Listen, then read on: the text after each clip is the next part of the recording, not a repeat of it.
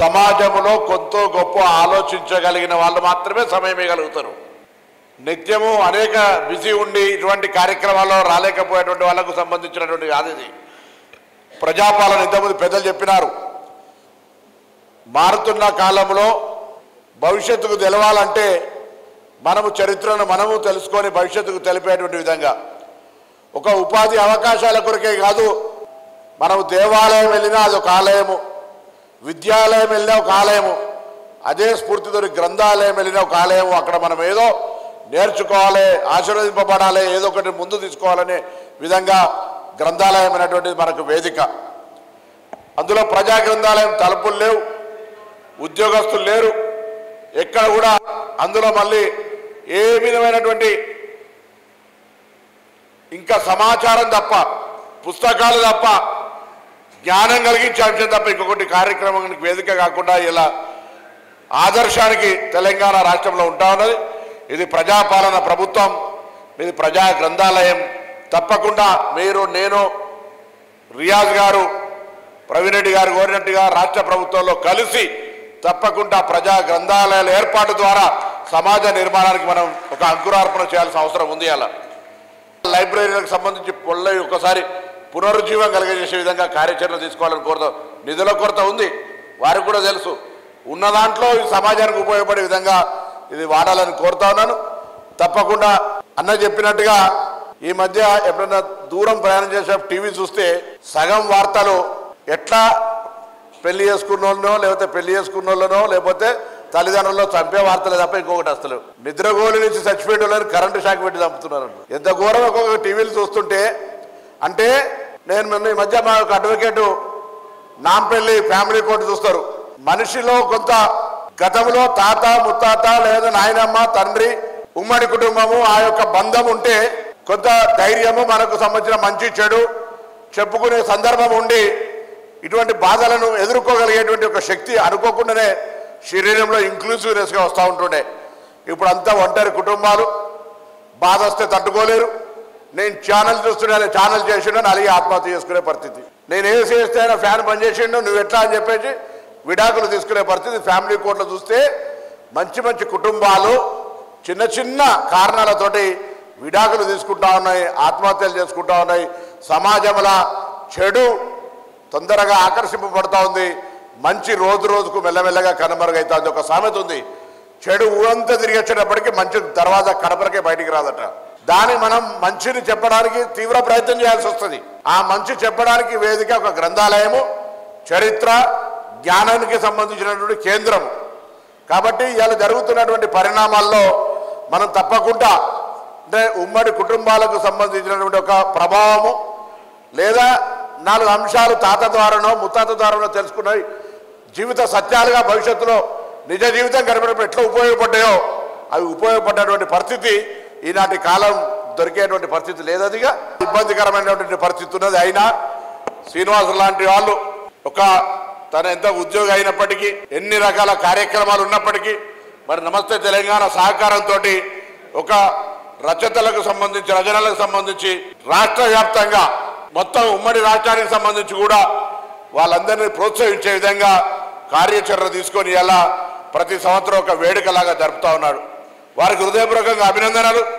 మనం ఏదో మీటింగ్కి వచ్చినామా పోయినామా కాదు, తప్పకుండా అన్న నేను మళ్ళొక్కసారి కూడా చెప్తున్నా, సమయం ఉన్నప్పుడు నేను ఒక విద్యార్థి నాయకుడిని కాబట్టి నాకు కొంత విద్య పట్ల ఎక్కువ అభిమానం, విద్యను ప్రోత్సహించాలనే ఆలోచన. విద్య మొన్న కూడా ఈ సర్వే జరిగినప్పుడు కూడా మనిషి ఎవరైతే విద్యను అందిపుచ్చుకున్నాడో వాళ్ళు ఎదిగినారు, విద్యకు దూరంగా ఉన్నారో వాళ్ళ ఎదుగుదల ఆగిపోయింది. కాబట్టి నేను ఇక్కడ పెద్దలందరినీ కూడా మీ అందరికీ విజ్ఞప్తి చేస్తున్నా, మీరు మీ పిల్లలు చదివిస్తుండొచ్చు కానీ మీ పరిసరాల్లో మీ గ్రామాల్లో మీ ఏరియా ఎక్కడైనా ఎవరైనా ఒక్కరు కూడా బడికోకుండా లేకుండా అందరినీ పాఠశాలకు పంపించి మంచి విద్యను అందించే విధంగా తప్పకుండా ఒక్కసారైనా అటువంటి పని చేసి ఒక ఆత్మతృప్తి పొందాలని నేను మిమ్మల్ని అందరూ కోరుతా ఉన్నా. విద్య లేనివాడు వింత పశువుతో సమానం అన్నారు. అట్లనే ఇంత సామాజిక స్పృహ అది చదువుకునేటువంటి మాకేమో చిన్నప్పటి నుంచి అలవాటు కావాలి. ఇప్పుడు మాకు పుస్తకాలు చదవడం అంటే కూడా కొంత ఇబ్బంది, అది అలవాటు కాకపోతే మామూలుగా రాదు. అది చదవడము జ్ఞానాన్ని సంపాదించుకోవడం అనేటువంటిది కూడా ఒక ఓపికతో ఉన్న కార్యక్రమం. కాబట్టి దయచేసి ఇలా ఈ ప్రజా గ్రంథాలయం కార్యక్రమం సందర్భంగా నాతో పాటు వేదిక మీద ఉన్న పెద్దలందరూ కూడా వివిధ రకాల కార్యక్రమాలు సామాజిక కార్యక్రమాల్లో పాల్గొనే వాళ్ళే. తప్పకుండా గ్రంథాలయాల అభివృద్ధికి సంబంధించి బాధ్యతగా రాష్ట్ర ప్రభుత్వంలో తీసుకునే అంశంతో పాటుగా ఇటువంటి వాటి ద్వారా కొంతమందికి ఉపయోగపడుతుంది కాబట్టి అటువంటి ఉపయోగపడే కార్యక్రమాలు చేసేటువంటి బాధ్యత ఉంది కాబట్టి తప్పకుండా వాటికి అన్ని రకాల నా యొక్క సహకారాన్ని అందిస్తాము. ప్రభుత్వ ప్రకారంగా కూడా సహకారాన్ని అందిస్తామనే మాట మనం చేస్తూ తప్పకుండా ఇది ఒక అలవాటుగా మారాలి. చదవడం పిల్లలందరికీ చదవడం అనేటువంటి ఒక అలవాటుగా నేర్పాలి. అప్పుడే సమాజాన్ని చదవగలుగుతారు. భవిష్యత్తులో వాళ్ళు నిలకడగా ఉండగలిగి ఉన్నత స్థానాన్ని అధిరోహిస్తారనేటువంటి మాటని సందర్భంగా మనవి చేస్తూ మరొక్కసారి మీ అందరికీ హృదయపూర్వకంగా నమస్కారాలు.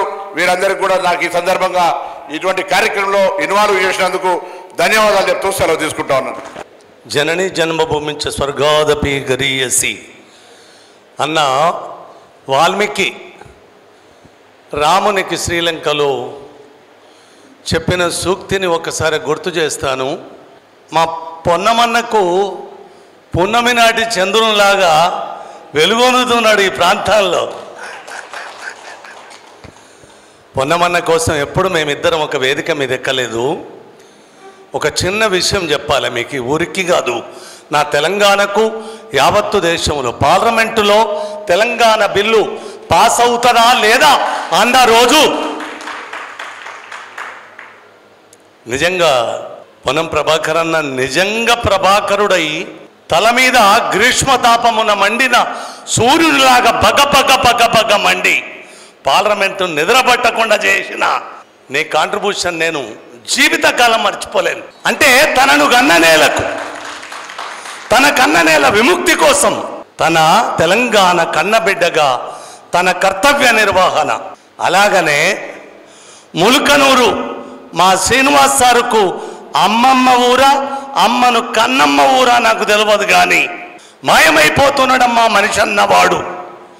మచ్చుకైనా లేడు చూడు మానవత్వం ఉన్నవాడు, నూటికో కోటికో ఒక్కడు యాడ ఉన్నాడు కానీ కంటికే కనరాడు మాయమైపోతున్నాడమ్మా. జన్మనిచ్చిన తల్లిదండ్రులను వదిలేసి యుగధర్మమిది అంటూ జగమేలబోతారు. అమ్మ నాన్నలు కాస్త అన్నం అడిగితే చాలు కన్నబిడ్డల రోజు కళ్ళెర్ర చేస్తారు. అరే ముసలితనమది ముసిరి ఉసురు తీస్తూ ఉంటే పిసరంత దయలేక కసిరిచ్చి కొడతారు. మాయమైపోతున్న మనిషిని పట్టుకొని దానికి ఈ ములుకనూరు కథల రథం ఇయ్యల్ల కథన రథంగా యావత్తు తెలుగు జాతి ఒక్క తెలంగాణనే కన్నభూమే కాదు, పూర్వాశ్రమం ఉమ్మడి రాష్ట్రంగా అందరం ఒక్కటే కదా. ఇయ్యల్ల రెండుగా విడిపోయిన అమ్మ భాష ఒక్కటే కదా. ఇటు తెలంగాణ, అటు ఆంధ్ర, రాయలసీమ, విజయనగరం, శ్రీకాకుళం ఒక్కట. అంత దిక్కుగా మీ రథం పరిగెత్తుతున్నందుకు గుండె నిండుగా మీ ప్రజా గ్రంథాలయానికి మీకు ఊతమిస్తున్న నమస్తే తెలంగాణకు. లేదు మీకు ఒక వలయాకారంగా పనిచేస్తున్న మీ మిత్ర బృందానికి గుండె నిండుగా నేను కృతజ్ఞతలు చెప్తున్నాను. ములుకనూరు కథల రథం ఇయ్యల్ల కథన రథంగా ఇక మీ రథము పరిగెత్తడం మొదలైంది కాబట్టి జగన్నాథ రథ చక్రాల్లాగా మీ ములుకనూరు సాహితీ రథం, కథల రథం పరిగెత్తుతూనే ఉంటుంది. నిజంగా మనిషి జీవనములో సాహిత్యానికి ఉన్న విలువ చదివితే గాని తెలిసేది కాదు. అది శ్వాసగా వీరిస్తే ఒక ప్రాణము చేసుకొని బతక నేర్చుకున్నప్పుడు ఆ సాహిత్యానికి ఎంత శక్తి ఉంటుందో. మీకు పశువు గడ్డి తిని పచ్చిక మేసి తెల్లారిదాకా నెమరేస్తూ పాలు పంచినట్లుగా మనిషిగా బతకడానికి అక్షరాలను నములుతూ అహోరాత్రులు ఒక తపస్సుగా గనక మీరు నెమరేసి మీ మెమరీలోకి దాన్ని నిక్షిప్తం చేస్తే ఈ ప్రపంచమంత మీదిక్కు తలదిప్పి చూస్తుంది. అంత శక్తి సాహిత్యములో, అంత శక్తి మనకొక్కటే తెలుగు నేల మీద. పాటకు ప్రథమ స్థానం, తదనంతరం పద్యానికి.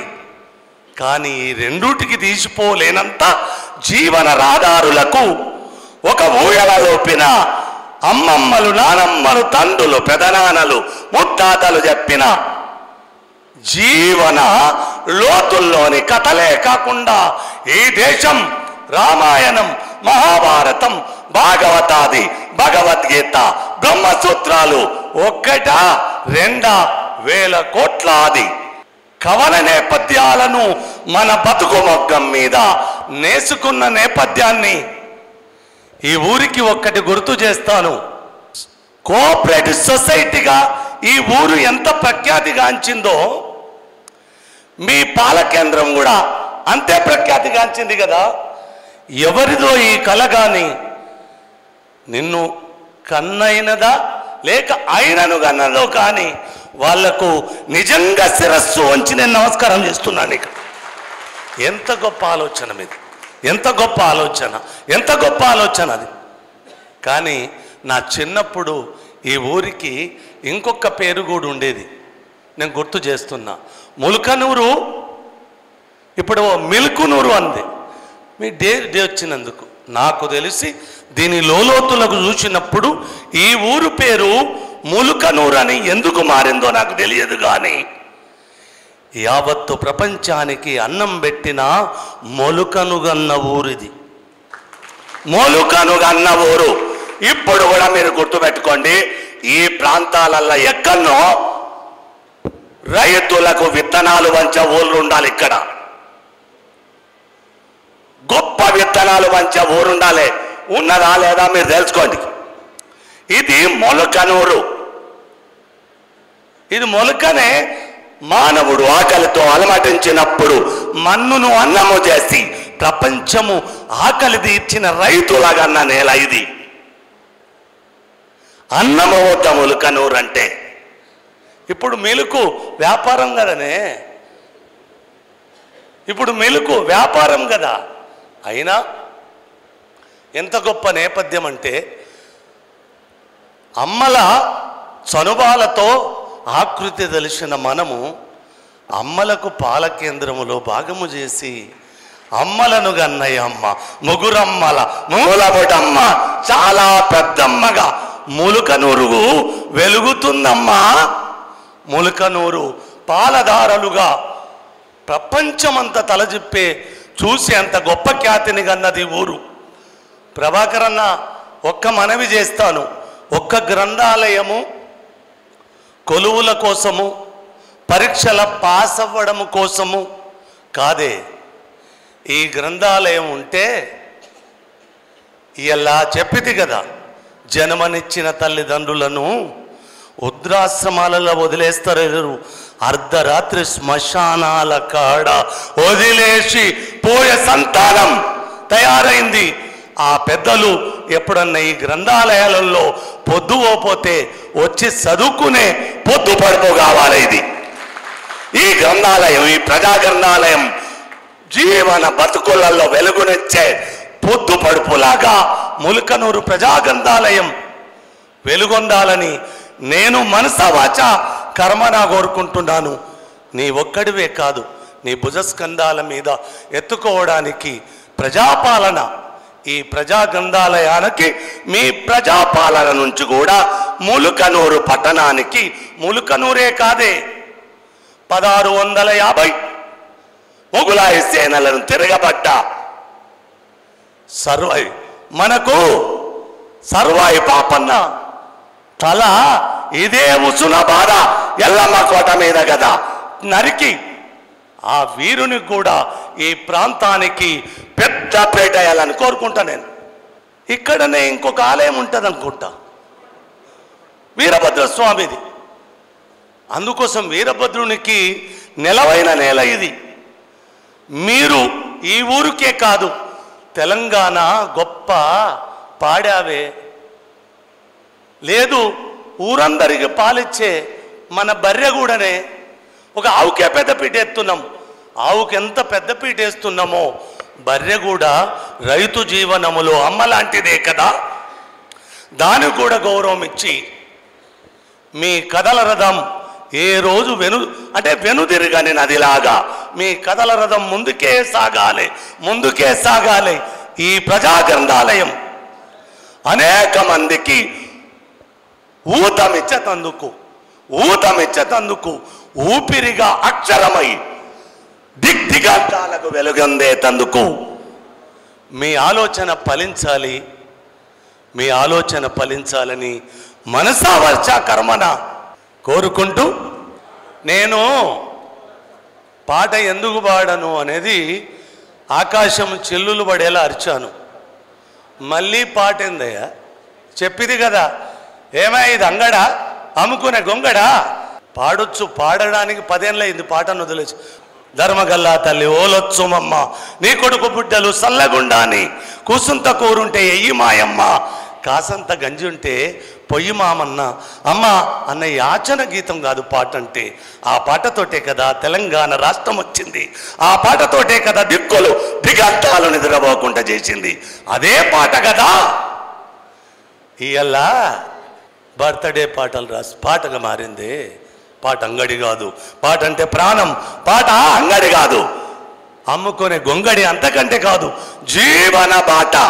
అలాంటి పాట ఏం చేసినా 20 ఏళ్ళు అదే పాడిన కదా. ఈ ములుకనూరుకు నిజంగా ఎంత గొప్ప ఊరే ఇది. ఈ ములుకనూరు సీరలు అనే పేరు కూడా ఉండేదన్న, మీకు గుర్తు చేస్తున్నా. ములుకనూరు సీరలకు చిన్నప్పుడు పెద్ద పేరు భువనగిరి గురుగులు, ములుకనూరు సీరలు అంటే. ఇక్కడ మొగ్గాలు కూడా వర్ధిల్లినాయి కానీ దాన్ని మీరు కనుమరుగు చేశారు. మా ఊళ్ళకు బట్టలు కట్టుకొని వచ్చేటోళ్ళు. మా ఊరేమో దూరం కాదు, ఎక్కడి నుంచో బతికొచ్చినాను. ఇక్కడనే తెలంగాణ పటములో నడి బొడ్డు రాయిలో ఉన్న రేవర్తి బైరాన్ పెళ్ళే నాకు తలాపున ఉంటుంది. ఇదే మా ఊరు. ఎంత గొప్ప సమయానికి ఇంత గొప్ప పండుగకు నన్ను ఆహ్వానించి ఈ గౌరవాన్ని కలగజేసిన ములుకనూరు సాహితీ పీఠానికి సదా కృతజ్ఞతతో సెలవు. ములుకనూరు ప్రజా గ్రంథాలయం గురించి మంత్రివర్యులతో చెప్తాను. 1983లో 10వ తరగతి చదువుకున్నటువంటి విద్యార్థులమైన మేము 2003లో అంటే 20 సంవత్సరాల తర్వాత కాలంలో యవ్వనం దాటి ఉద్యోగాలు చిన్నగా చేసి మనం స్థిరపడ్డాము అనుకున్నటువంటి టైంలో మన సమాజానికి ఏమన్నా చెయ్యాలి అనేటువంటి సదుద్దేశంతో చిన్నగా ప్రారంభమైనటువంటి స్పందన చారిటబుల్ సొసైటీ యొక్క కార్యక్రమాలు, పిల్లలకి ఫస్ట్ స్కాలర్షిప్లు స్టైఫండ్ లాంటివి ఇచ్చేసి ఆ తర్వాత ఎవరికన్నా మెడికల్ ఎమర్జెన్సీ ఉందంటే వాళ్ళకి సహాయం చేసేటువంటి కార్యక్రమం నుంచి మనం ఊరికి ఏదన్నా చేయాలి అంటే ఒక వ్యవస్థ, ఒక సంస్థ ఉండాలనే ఉద్దేశంతో ప్రజా గ్రంథాలయాన్ని స్టార్ట్ చేయడం జరిగింది. ప్రజా గ్రంథాలయం మొదట ఫ్రీడమ్ ఫైటర్స్ భవన్లో, ఫ్రీడమ్ ఫైటర్స్ అసోసియేషన్ బిల్డింగ్లో పెట్టుకున్నాము. ఆ తర్వాత నా మిత్రుడు మా అధ్యక్షులు రవి ఉన్నప్పుడు, ఆయన సర్పంచ్గా ఉన్నప్పుడు ఇచ్చినటువంటి స్థలం లోపట సుమారుగా 1000 గజాల స్థలం లోపట మనం ఒక బ్రహ్మాండమైనటువంటి ప్రజా గ్రంథాలయాన్ని నిర్మించుకోవడం జరిగింది. దానికి ఆర్థిక సహాయం చేసినటువంటి పెద్దలు కెప్టెన్ లక్ష్మీకాంతరావు గారు, మిగతా మా ప్రజాప్రతినిధులు అందరికీ కూడా ప్రత్యేకంగా నమస్కారం. అదేవిధంగా మేము అడగకుండానే పొన్నం ప్రభాకర్ గారు 10 లక్షల రూపాయలు జస్ట్ 15 రోజుల కింద, నేను ఈ లైబ్రరీ ఒక ఆదర్శవంతమైనటువంటి లైబ్రరీ, ఈ లైబ్రరీకి నేను తప్పకుండా చేదోడు వాడుగా ఉంటాను. ప్రతిసారి వచ్చినప్పుడు నేను ఒక రిక్వెస్ట్ చేస్తాను, మీరు ఏమి ఇవ్వకున్నా మంచిదే, మా పిల్లలతోటి 10 నిమిషాలు కూర్చోవాలని. 10 నిమిషాలు అయింది, నేను గంట సేపు కూర్చుంటా అంటున్నారు. ఈరోజు వచ్చారు, మనతోటి కూడా మన పిల్లలతోటి కూడా ప్రతిసారి కూడా నేను రిక్వెస్ట్ చేస్తాను, ఒకటే రిక్వెస్ట్, మీరు వెళ్ళి ఒక 10 నిమిషాలు కూర్చోండి. అట్లాగే నేను ప్రవీణ్ రెడ్డి గారికి మిగతా పెద్దలందరికీ కూడా రిక్వెస్ట్ చేస్తున్నాను, మీకు ఎప్పుడు టైం ఉన్నా కానీ ఒక 10 నిమిషాలు లైబ్రరీకి వెళ్ళండి. ఒక లైబ్రరీలో పిల్లలతో ఒక 10 నిమిషాలు మాట్లాడండి. That is the biggest investment we can make. అయితే ఈ లైబ్రరీ పెట్టినప్పుడు చాలామందికి డౌట్స్ వచ్చినాయి, ఇన్స్టిట్యూషన్స్ కడతారు కానీ మెయింటెనెన్స్ ఉండదని. మెయింటెనెన్స్ ఉండదు అన్నప్పుడు నా మిత్రులకు కూడా చాలా భయం ఉండే, ఎట్లా కడతాం కానీ ఎట్లా అని. సార్, ఇది ఒక విచిత్రమైంది, మేము ఒక్క ఎంప్లాయీని పెట్టుకోలేదు, ఇది టోటల్ వాలంటరీ, అందరం వాలంటీర్సే. నేను కానీ నా మిత్రులు కానీ మొత్తం ముల్కనూరు గ్రామం అంతా కూడా వాలంటీర్సే, ఒక్క ఎంప్లాయీని పెట్టుకోలేదు. ఏమంటే పిల్లలు కూడా వాళ్ళు చదువుకొని పుస్తకాలని జాగ్రత్తగా పెట్టాలి. పుస్తకాలకు కూడా ఎక్కడ తాళాలు లేవు. ఎవరికి నచ్చిన పుస్తకం వాళ్ళు తీసుకోండి, చదువుకోండి. ఒకరు అన్నారు ఎప్పుడో పుస్తకాలు దొంగతనం జరుగుతున్నాయని. అరే పుస్తకం దొంగతనం జరిగితే సంతోషపడాలి. పుస్తకం ఏదన్నా పోతే బాధపడాలి. పుస్తకం దొంగతనం చేసిందంటే వాడు చదువుకుంటే వాడికి దండం పెట్టాలి. వాడికి ఆర్థిక పరిస్థితి బాగలేదు కాబట్టి తీసుకుపోయి ఇంకో పుస్తకం కొనుక్కుందాం అనే ఉద్దేశంతో సార్ నో లైబ్రరీకి తాళాలు లేవు, ఉద్యోగస్తులు లేరు, మొత్తం వాలంటరీ వ్యవస్థ మీద నడుస్తుంది. అట్లా ఒక ప్రామిస్ చేశాం సార్. అంటే మా ఫ్రెండ్స్ అందరం కలిసి ఏం చేశామంటే మనకి చిన్నప్పుడు మనం చదువుకున్నప్పుడు పుస్తకాలకి కొరత ఉండేది, పుస్తకాలు దొరకకపోయేది. రేర్ పుస్తకాలు ఉంటాయి, ఆ రేర్ పుస్తకాలు దొరకవు. నేనేమన్నానంటే మీరు పుస్తకం అడిగిన 24 గంటల్లో ముల్కనూరులో పుస్తకం ఉంటుంది. That's the challenge I have taken up. I succeeded.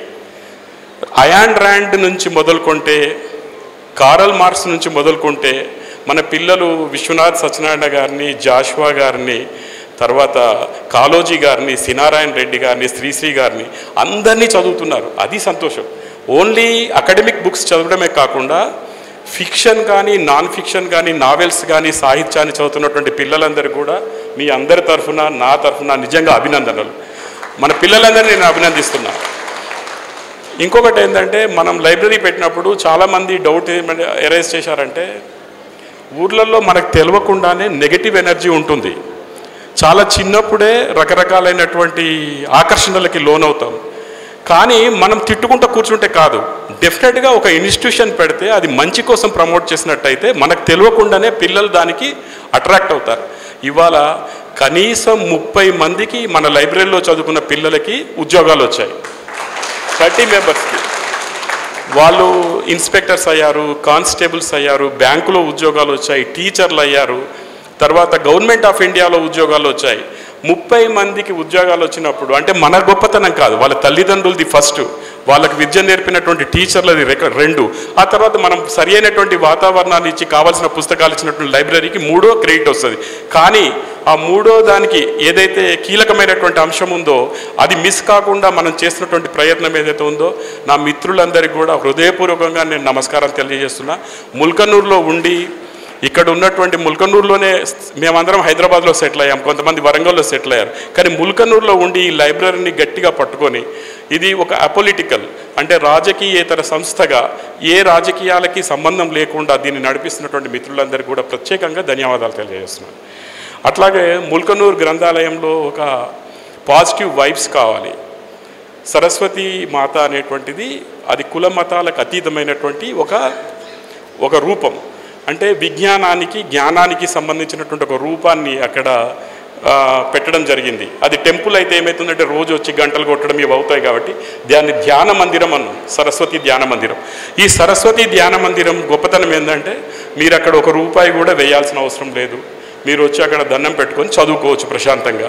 మీరేమైనా పుస్తకాలు కానీ, కంపాస్ బాక్సులు కానీ, పెన్నులు కానీ ఇస్తే వాటన్నిటిని మళ్ళీ పేద విద్యార్థులకి ప్రసాదం కింద ఇవ్వడం జరుగుతుంది. So that is the greatness of our Saraswati temple. కుల మతాలకు అతీతంగా వారందరినీ కూడా సరస్వతి మాత దగ్గరికి తీర్చుకొని వారందరికీ విద్యాబుద్ధులు నేర్పిస్తున్నటువంటి దృఢమైనటువంటి నిశ్చయం మా అందరికీ కూడా ఉంది. దానిలో భాగంగానే ముల్కనూరు సాహితీ పీఠాన్ని స్థాపించి దాని ద్వారా సాహిత్యానికి మనం కృషి చేయాలి. ఎందుకంటే మనం ఇంటలెక్చువల్గా చాలా ఎదిగిపోతున్నాము, కానీ మానవులుగా బాగా తగ్గిపోతున్నాము. మానవత్వం పెరగాలంటే సాహిత్యం బతుకుండాలి. సాహిత్యం చదివిన ఎవరైనా కానీ మానవత్వానికి చాలా దగ్గరగా ఉంటారనేటువంటి నమ్మేటువంటి వ్యక్తిగా మేమందరం కూర్చొని సాహిత్యం కోసం ఏం చేద్దామని ఆలోచించినప్పుడు సాహిత్యం అంటే కావ్యం కావచ్చు, కవిత్వం కావచ్చు, నవల కావచ్చు, నాటకం కావచ్చు, నాటిక కావచ్చు, గానాలు కావచ్చు, ఇతర ప్రక్రియ జానపద ప్రక్రియలు కావచ్చు, వాటన్నిటికీ చాలా టైం పడుతుంది. ఒక మోడర్న్ రీడర్ అంటే ఒక కొత్త తరం కుర్రవాడు, కొత్త తరం పిల్లలు చదవడానికి 5 నిమిషాల్లో 10 నిమిషాల్లో ఒక కథ చదవగలుగుతాడు. ఆ కథని మనం డెఫినెట్గా ప్రమోట్ చేద్దామనే ఉద్దేశంతో సాహితీ పీఠం ద్వారా కథల పోటీ నిర్వహించి సమాజానికి అక్కడికి వచ్చేటువంటి కథల్ని మనం అందించాలి అనేటువంటి ఉద్దేశంతో 6 సంవత్సరాలుగా దిగ్విజయవంతంగా 2019 నుంచి 2025 వరకు కూడా కథల పోటీ నిర్వహించి ఈ భారతదేశంలో ఈవెన్ వెస్ట్ బెంగాల్ కానీ, కేరళ కానీ, తమిళనాడు కానీ ఎక్కడైతే సాహితీ అభిలాష ఎక్కువగా ఉంటుందనుకున్నటువంటి రాష్ట్రాల కంటే ఎక్కువగా 50,000 రూపాయలు ప్రథమ బహుమతి ప్రకటించి 6 6 సంవత్సరాలుగా దిగ్విజయవంతంగా మనం ఈ కథల పోటీని నిర్వహించడం జరిగింది. ఈ కథల పోటీ లోపల సుమారుగా 4000 కథలు వచ్చాయి మనకి ఇప్పటి వరకు. ఈ 4000 కథల్ని వడపోసి సుమారుగా 400 కథలకి బహుమతులు ఇవ్వడం జరిగింది.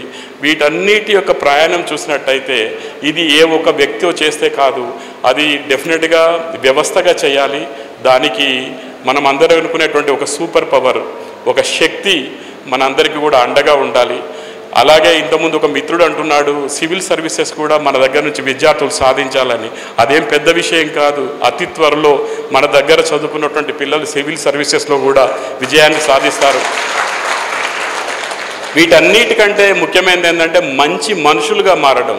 అది ఏ ఉద్యోగం వచ్చింది, ఎంత పెద్ద ఉద్యోగం వచ్చింది అనేది అసలు క్రైటీరియానే కాదు. మనం ఎంత నిన్నటి కంటే ఇవాళ ఎంత మంచిగా మారాము. నేను అదే చెప్తాను పిల్లలందరికీ కూడా, ఒక మంచి పుస్తకం చదవక ముందు నువ్వు, ఒక మంచి పుస్తకం చదివిన తర్వాత నువ్వు ఒక్కసారి నువ్వు చూసుకుంటే it makes a lot of difference. 100 పుస్తకాలు చదవాల్సిన అవసరం లేదు, 1000 పుస్తకాలు చదవాల్సిన అవసరం లేదు. మీకు నచ్చిన మంచి పుస్తకం ఒకసారి చదవండి, తర్వాత మీకు మీరు అనలైజ్ చేసుకోండి. మీలో వచ్చినటువంటి మార్పు చాలా అపూర్వమైనటువంటిది. మీ తల్లిదండ్రులు గుర్తుపడతారు, మీ మిత్రులు గుర్తుపడతారు, మీ సమాజం గుర్తుపడుతుంది. మీ వల్ల సమాజానికి చాలా మంచి జరుగుతుంది. ఇటువంటి సమాజానికి మంచి చేసేటువంటి పనులలో ముల్కనూరు గ్రంథాలయం, ముల్కనూరు సాహితీ పీఠం వీటన్నిటి గురించి కూడా ఎప్పుడు కృషి చేస్తుందని చెప్తూ, మా గురువుగారు కోడూరు రాజయ్య గారి పేరు మీద ప్రతి సంవత్సరం కూడా Koduru Rajaiah memorial quiz competitions, essay writing, elocution, తర్వాత పాటల పోటీలు కూడా 3 విభాగాల కింద ప్రతి సంవత్సరం నిర్వహించడం జరుగుతుంది జిల్లా స్థాయిలో. ఆ జిల్లా స్థాయిలో పాల్గొన్నటువంటి పిల్లలందరికీ కూడా బహుమతులు ఇవ్వడం జరుగుతుంది. అదంతా కూడా కోడూరు రాజయ్య గారి ఫ్యామిలీ, అంటే మా గురువు గారి ఫ్యామిలీ మొత్తం ఆ ఖర్చునంతా కూడా భరిస్తుంది. అది ఒక పండుగలాగా చేసుకుంటున్నాం. అట్లాగే సాహితీ పీఠం ద్వారా జరుగుతున్నటువంటి కథల పోటీ కూడా ఒక మహోత్సవం లాగా జరుగుతుంది. ఇక్కడికి వచ్చినటువంటి అతిథులందరికీ కూడా మరొకసారి నమస్కారం తెలియజేస్తూ ఈ అవకాశం ఇచ్చినందుకు ధన్యవాదాలు తెలియజేస్తూ ముగిస్తున్నాను. సాహిత్యం అనేది ఒక భాష యొక్క సృజనాత్మకమైన రూపం. అది మనిషి నాగరికత సమాజం వైపు అడుగుతున్న సందర్భంలో భాష వికాసం నుంచి ఒక సృజనాత్మక రూపం బయటకు వచ్చినప్పుడు ఆ సృజనాత్మక రూపానికి ఓ గొప్ప ఒరవడిగా సాహిత్యం బయటకు వచ్చింది. పాట తర్వాత కాలంలో అది ఒక రూపం తీసుకున్న తర్వాత ఆ పాట పాఠంగా మారింది. అది కథగా, కథానికగా, నవలగా, కార్టూన్గా అనేక రూపాల్లో బయటకు వచ్చింది. ఇంతకుముందు ఈ సభకు సమన్వయం చేస్తున్న మిత్రులు గోవర్ధన్ గారు కానీ, అట్లాగే కథలకి సంబంధించిన జడ్జిగా వ్యవహరించిన శశిధర్ గారు కానీ నాకు చెప్పిన విషయం ఏంటంటే 470 కథలు ఈరోజు పోటీకి వచ్చాయని చెప్పారు. ఇది చాలా గొప్ప విషయం. వాస్తవంగా ఈ సాహితీ సభలు హైదరాబాద్లోనో, వరంగల్ లాంటి నగరాల్లోనో, విశాఖపట్నం, విజయవాడ లాంటి, గుంటూరు లాంటి నగరాల్లో జరుగుతూ ఉంటాయి. కానీ ముల్కనూరులో భారతదేశంలో తెలుగు సాహిత్యానికి ఈరోజు 470 మంది రచయితల యొక్క రూపాలని ఇక్కడ తీసుకొచ్చి ఈ సాహిత్య సభ ఏర్పాటు చేయడం అనేది అయితే నవ్వుతో భవిష్యత్తు. బహుశా ముల్కనూరు గ్రామం యొక్క చరిత్ర, ఆ పేరు సాహితీ రంగంలో కథ, వస్తు సంబంధించిన విషయాల్లో సువర్ణాక్షరాలతో అగ్రగామిగా రాయాలని ఒక గ్రంథాలయ చైర్మన్గా నేను కోరుకుంటా ఉన్నాను. 470 కథలంటే మామూలు విషయం కాదు. అంటే ఒక రచయిత తన అంతర్వేదాన్ని, తన అంతర్ సంఘర్షాన్ని, ద స్ట్రీమ్ ఆఫ్ కాన్షియస్నెస్ అంటూ ఉంటాం ఇంగ్లీష్లో మనం, దాన్ని ఆ అచేతన విషయాన్ని చేతనలోకి తీసుకొచ్చి కథలోకి తీసుకురావడం అనేది గొప్ప విషయం. ఈ తెలంగాణ సమాజం ఏదైతుందో అత్యంత ప్రాచీన కాలంలో ఈ కరీంనగర్ జిల్లాలోనే కోటిలింగాల కేంద్రంగా నారాయణ అనే పదంతో తొలి తెలుగు భాషని ఈ కరీంనగరే ప్రపంచానికి పరిచయం చేసిందనే విషయాన్ని కూడా మనం గుర్తుపెట్టుకోవాలి. నారాయణ అనే పదము తెలుగు భాషలో తొలి పదంగా మనం చూస్తూ ఉన్నాం. అట్లాగే కవిజనాశ్రమం లాంటి కథలుగా మనకి సాహితీ అంశాలు కానీ, మొట్టమొదటిసారిగా కురిక్యాల శాస్త్రం కానీ, మైబాద్ జిల్లాలో ఉన్న మనకి కొరివి శాస్త్రం కానీ తెలుగు సాహిత్యంలో మొట్టమొదటి ప్రయోగాలుగా మనం చూడాలి. తెలుగు సాహిత్యానికి సంబంధించిన భూమిక తెలంగాణలో స్టార్ట్ అయ్యి తర్వాత క్రమంగా మెల్లమెల్లగా విశ్వం వ్యాప్తి చెందిందన్న విషయాన్ని గుర్తుపెట్టుకోవాలి. కథ ఒక అద్భుతమైన వ్యక్తీకరణ. ఆ వ్యక్తీకరణ కోసం ఒక సాహితీ ప్రపంచాన్ని క్రియేట్ చేసి ఈరోజు మొబైల్ యుగంలో ఉన్న మనందరినీ కూడా మళ్ళీ కథా యుగంలోకి నడిపిన నిజంగా ఈ ముల్కనూరు సాహితీ పీఠం ఏదైతుందో వాళ్ళందరికీ కూడా నేను నిజంగా సెల్యూట్ చేస్తున్నాను, అభినందనలను మేము వ్యక్తం చేస్తూ ఉన్నాం. అట్లాగే వీళ్ళ గ్రంథాలయాన్ని నేను నా మిత్రుడు తిరుపతి తీసుకపోతే నేను మొత్తం చూశాను. కాంపిటేటివ్ ఎగ్జామ్స్కి ఏ పుస్తకాలు అవసరమో, సివిల్ సర్వీస్ రాయాలన్నా, గ్రూప్ 1, గ్రూప్ 2 రాయాలన్నా, పోలీస్ కానిస్టేబుల్ రాయాలన్నా, ఏ ఎగ్జామ్ రాయాలన్నా కూడా ఏ పుస్తకం అయితే అవసరమో ఆ పుస్తకాలన్నీ కూడా ముల్కనూరు లైబ్రరీలో ఉన్నాయి. నేను నిజంగా నిజాయితీగా చెప్తున్నాను, అది గవర్నమెంట్ లైబ్రరీ కాదు. కొంతమంది చదువుకున్న వ్యక్తులు pay back to the society, అంటే మనం ఈ సొసైటీ మనకు ఏదైతే ఇచ్చిందో మళ్ళీ ఆ సమాజానికి మనం తిరిగి ఇవ్వాలని తపంతో ఆ పుస్తకాలను సేకరించి అక్కడ విద్యార్థులకు పెట్టడం ఏదైతుందో, ఇది ఈ ముల్కనూరు గ్రామానికి సంబంధించిన ఈ ప్రయోగము తెలంగాణలో ఉన్న 12,000 గ్రామాలకు విస్తరించాలని మనం కోరుకుందాం. మనం నిజంగా ప్రజా చైతన్యమే కనుక ఉంటే, సాహిత్య చైతన్యమే ఉంటే, ప్రజలకు సంబంధించిన ఒక వాళ్ళకి మేలు చేయాలని తపన ఉంటే ముల్కనూరు గ్రామాన్ని మనం ఆదర్శంగా తీసుకునే ప్రయత్నం చేయాలి. కాబట్టి ఇక్కడ యువతీ యువకులు ఎవరుతున్నారో మీరు బేసికల్గా 1983 to 85 10th క్లాస్ సంబంధించిన batch pay back to the society అనే పేరుతోటి చిన్న ఉద్యమంగా స్టార్ట్ అయింది. ఈరోజు మహోద్యమంగా వచ్చి ప్రపంచంలో ఉండే తెలుగు సాహిత్యానికి ఈరోజు కథలకు సంబంధించిన సారథ్యం వహిస్తూ తెలంగాణ రాష్ట్ర ప్రభుత్వం గౌరవ ముఖ్యమంత్రి రేవంత్ రెడ్డి గారి నాయకత్వంలో, పొన్నం ప్రభాకర్ గారి నేతృత్వంలో, ఎందుకంటే వారు తెలంగాణ ఉద్యమం నుంచి పార్లమెంటు సాక్షిగా తెలంగాణ కోసం కొట్లాడి తెలంగాణ తీసుకొచ్చిన యోధుడు వారు. ఆ నేపథ్యంలోనూ ఖచ్చితంగా ప్రజాప్రభుత్వం ప్రజా కళల్ని ప్రోత్సహిస్తుంది, ప్రజా సాహిత్యాన్ని ప్రోత్సహిస్తుంది, అట్లాగే ప్రజలకి కొత్త తరానికి ఉపయోగపడే గ్రంథాలయాలను ప్రోత్సహిస్తుంది.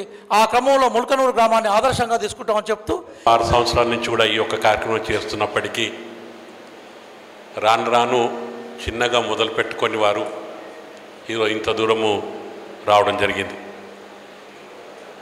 ఈరోజు సమాజంలో ఏదైతే పోటీ ప్రపంచంలో, ఈ కంప్యూటర్ ప్రపంచంలో జరుగుతున్న సందర్భంలో ఈ తెలుగు సాహిత్యం కావచ్చు, ఆఖరికి తెలుగు మీడియంలో చదువుకున్న వాళ్ళు కావచ్చు, తెలుగు ఒక సబ్జెక్ట్ చదవాలని కూడా ఇబ్బంది పడుతున్న పరిస్థితుల్లో మరి దాన్ని కనిమరుగు కాకుండా దీన్ని తీసుకెళ్లే విధంగా దాని వెనుక ఉండి ఇంకా దీన్ని సాహిత్యము, తెలుగు సాహిత్యం ఇంకా బతికే ఉన్నది అనే ధోరణిలో ఉండి ఒక గ్రామం నుంచి మొదలుపెట్టి మరి ముఖ్యంగా దాని వెనుక శ్రీనివాస్ గారు ఇంత దూరం ఆలోచించుండ్రో కానీ బహుశా ఈ పోటీ ప్రపంచంలో తల్లిదండ్రులు కావచ్చు ఎవరైనా కానీ తెలుగు నేర్చుకుంటే ఏమొస్తుంది, మొదలు ఇంగ్లీష్ నేర్చుకో, తర్వాత కంప్యూటర్ నేర్చుకో అని పక్కకున్న వాళ్ళు కానీ అందరు చెప్పే పరిస్థితిలో ఈరోజు ఉన్నాం. కానీ ఈరోజు మరి పిల్లలకు పోటీ పెట్టుడే కాకుండా పెద్దలు కూడా మర్చిపోకుండా వారికి కూడా పోటీ పెట్టి సాహిత్యంలో ఇంకా ప్రాచుర్యంగా ముందుకు తీసుకెళ్లే విధంగా ఈరోజు కార్యక్రమం మొదలుపెట్టిందంటే ఈరోజు రాను రాను బహుశా ఇది మరి ఈడ అధ్యక్షులు గారు ఉన్నారు రియాజ్ గారు, బహుశా దీన్ని మోడల్గా కానీ తీసుకొని వారి అధ్యక్ష ఉన్నారు కనుక రాష్ట్ర మొత్తంలో ఈ యొక్క పద్ధతుల్లో ఏ విధంగా తీసుకెళ్తే బాగుంటుందని ఆలోచన చేసి మరి దాన్ని ఇక్కడ మంత్రివర్యులు ఉన్నారు, ముఖ్యమంత్రితోని తీసుకెళ్ళి రాష్ట్రంలోనే ఈ యొక్క మోడల్గా తీసుకొని కనుక చేస్తే దీన్ని ఇది ఒక ఆదర్శంగా ఉండిపోతుంది. ఎందుకంటే ఇది ఎక్కడి నుంచైనా గ్రామం నుంచే ప్రాంతాల నుంచి మొదలు కావాల్సిందే. దీన్ని ఒక రెవల్యూషనరీగా కనుక ఉంటే దీన్ని ఈరోజు మీ అందరూ కూడా తెలుసో, మీరు జపాన్లో కానీ చైనాలో కానీ వాళ్ళ కంప్యూటర్స్ కానీ వాట్సాప్ కానీ ఏదైతే వాడుతున్నారో దాంట్లో వాళ్ళు టైప్ చేసేటి ఇంగ్లీష్ ఉంటుంది, వాళ్ళ లోకల్ లాంగ్వేజే ఉంటుంది. జపాన్ వాళ్ళు అంతగానో కంప్యూటర్లో మేధావులుగా ఉండి కూడా మీరు కనుక వాళ్ళు చేసేది టైప్ చేసేది చూస్తే జపాన్ లాంగ్వేజ్లో ఉంటుంది. చైనా వాళ్ళు అంత ముందుకెళ్ళి ఆడ ఉండే కూడా వాళ్ళు టైప్ చేసి చూస్తే అది చైనీస్ లాంగ్వేజ్లో ఉంటుంది. అన్నప్పుడు మనం కూడా సరే నైపుణ్యము కంప్యూటర్లు నేర్చుకున్నప్పటికీ దాన్ని తెలుగు భాషలలో నేర్చుకొని ఉంటే చాలామంది దాన్ని ఆకర్షితులయ్యి ఆ భాష కూడా ముందుకు పోయేదానికి కూడా అవకాశం ఉంటుందేమనేది నా యొక్క అభిప్రాయం. అదేవిధంగా ఈరోజు దీంట్లో దూరం నుంచి అంతకుముందు ఒక తెలంగాణ వరకే ఈ యొక్క పోటీలో ఉన్నప్పటికీ మరి ఈ రోజు నుంచి వారు ఇతర ప్రాంతాలు వచ్చి తెలుగు వాళ్ళందరం ఒకటే అనే భావనతోని ఇతర ప్రాంతాలు కూడా వారు కూడా వచ్చి సంతోషం ఇక్కడ పార్టిసిపేట్ చేయడం అంటే తెలుగువారు అందరం కూడా ఒకటే అనే ధోరణిలో చాటు చెప్పే దాంట్లో మరి ఇతర ప్రాంతాల నుంచి వచ్చిన వారు కూడా వారిని కూడా అభినందిస్తూ ఉన్నాను. అదేవిధంగా మరి దీనికి ముల్కనూరు అనగానే అందరికీ తెలిసి వచ్చేది ఏదైతే సంఘం ముల్కనూరు బ్యాంకు కావచ్చు, సంఘము తెలిసి వస్తే ఈ మధ్యలో ముల్కనూరు డైరీ తెలిసి రావడం, దానికి తోడుగా ఈరోజు వచ్చిన వాళ్ళు ములుకనూరు గ్రంథాలయంలో కూడా ఈ విధంగా ఉన్నది. వారు ఏది ములుకనూరు ప్రాంతంలో చేస్తున్నారంటే ఆదర్శంగా ఒక కార్యక్రమం జరుగుతుంది అని అంటే దానికి ఈ గ్రంథాలయం కూడా దీన్ని ఆదర్శంగా మనము ఈరోజు ఉన్నదని కూడా మీతో మనవి చేస్తాను. ఆ విధంగా ఇక్కడ ప్రాంతాలు కూడా అందరూ కూడా అది సహకారం అందించి ఆ విధంగా ముందుకు తీసుకునే విధంగా ఈరోజు ఈ పోటీ ప్రపంచంలో చాలా సంతోషం. మరి 30 మంది గ్రంథాలయం పెట్టిండ్రు. ఎంతమంది చదువుకుంటున్నారు, నిజంగా చదువుకున్న వాళ్ళు ఏమైనా ఉత్తీర్ణ అయినరా, పోటీ ప్రపంచంలో ఏమన్నా వచ్చినాయా అని అంటే ఈరోజు మరి వారు చెప్పిన దాంట్లో 30 మంది అంటే మరి ప్రెస్ మిత్రులు బహుశా మా యొక్క స్పీచ్ కంటే ఎక్కువ గ్రంథాలయంలో చదువుకుంటే 30 మందికి వచ్చినప్పుడు ఇంకా చదువుకుంటే ఇంకో 100 మందికి వస్తుందనంటే ఈ ప్రచారం ఎక్కువ అవకాశం ఉంటుంది కనుక దాన్ని కూడా మరి ప్రెస్ మిత్రులను కూడా మనవి చేస్తూ ఉన్నాను. 2003 సంవత్సరంలో ఒక పూర్వ విద్యార్థుల కలయిక ఈరోజు స్పందన చారిటబుల్ సొసైటీ అనే ఒక చారిటీ సంస్థ నుండి ప్రజా గ్రంథాలయం నుండి ముల్కనూరు సాహితీ పీఠంగా ఎదిగి ఈరోజు రాష్ట్రంలో కాదు, దేశంలో కాదు, అంతర్జాతీయ స్థాయిలో కూడా నమస్తే తెలంగాణ ప్రజా గ్రంథాలయం కలిసి సంయుక్తంగా ఏర్పాటు చేస్తున్నటువంటి కథల పోటీలకు అత్యధికంగా చాలా పెద్ద ఎత్తున స్పందన రావడం నిజంగా మా అదృష్టంగా భావిస్తున్నాను.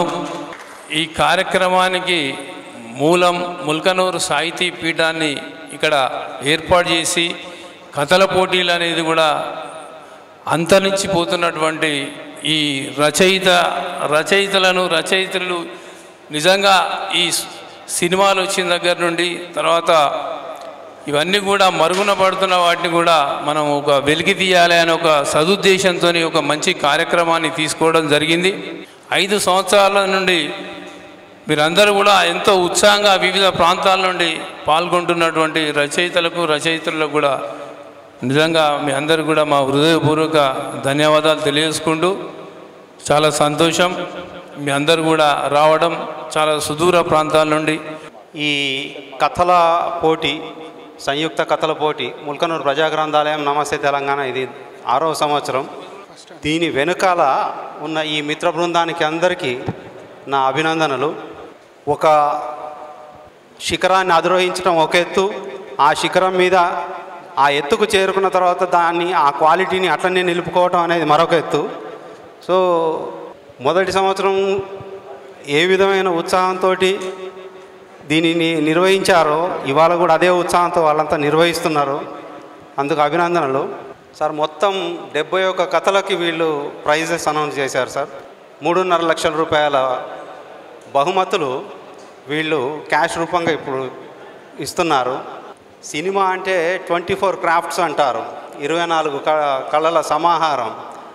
అట్లా వీళ్ళు 24 మంది ఉన్నారో లేదో నాకు తెలియదు, కానీ ఒక్కొక్కరు ఏది నిర్వహిస్తున్నారు, ఎట్లా దీన్ని మేనేజ్ చేస్తున్నారు అనేది ఒక కంచుకోట రహస్యంలాగా ఉంది. ఇది 6 సంవత్సరాల నుంచి నేను ఇంత దగ్గరనైనా ఈ డబ్బు ఎక్కడి నుంచి వస్తుంది, వీళ్ళు ఎట్లా మేనేజ్ చేస్తున్నారు, సొసైటీకి ఈ కథలను కొనసాగింపజేయాలనే ఒక గట్టి సంకల్పంతో వాళ్ళు ముందుకు తీసుకుపోతున్నారు.